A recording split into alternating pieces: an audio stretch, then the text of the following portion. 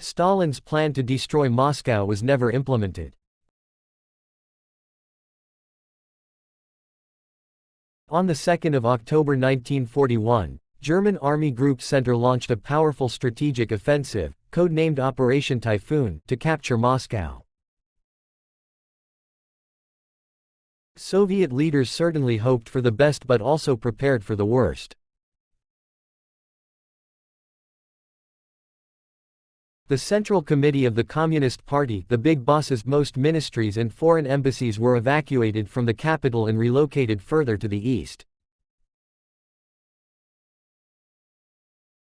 On Stalin's order, more than 1,200 buildings in Moscow were rigged with explosives, others with booby traps. These buildings included the Bolshoi Theater, St. Basil's Cathedral, the Metropole and National Hotels, as well as water, telephone, and power utilities.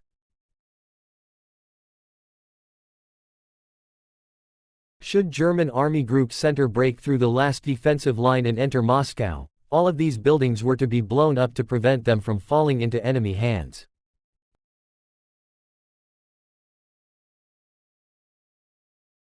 Moscow metro system, located 33 meters underground, which acted as air raid shelter for more than 500,000 Muscovites and command post for anti-aircraft regiments, was also designated to be destroyed.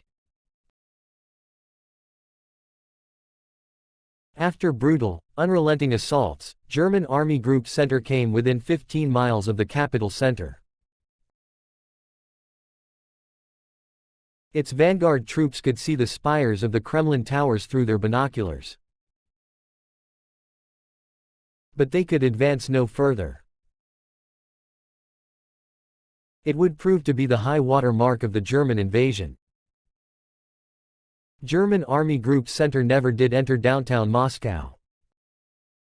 Stalin's last resort plan was unused.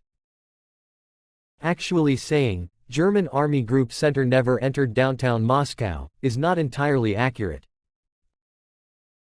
3 years later, in July 1944, nearly 60,000 soldiers of this army group led by 19 German generals did arrive in Moscow. They even paraded through the busiest streets of the Russian capital.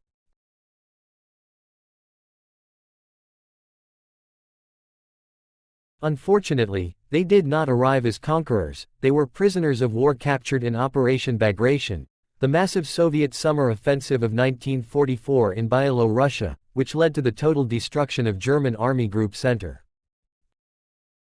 Again, none of the buildings was blown up on this occasion. Escorted by Red Army soldiers with raised bayonet and Cossacks on horseback, columns of German prisoners, as far back as the eyes can see, were forced to march past the streets of Moscow.